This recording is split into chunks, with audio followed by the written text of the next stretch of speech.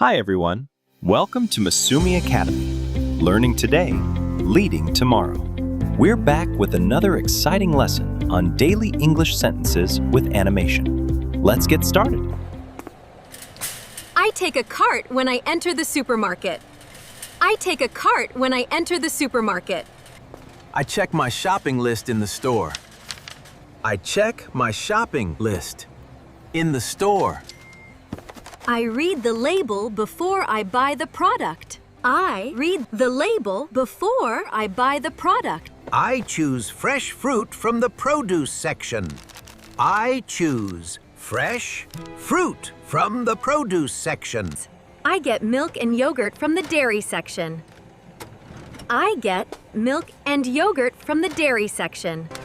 Excuse me, where can I find the cooking oil? Where can I find the cooking oil? It is right this way. I compare the prices before I decide. I compare the prices before I decide. I put my items on the checkout belt.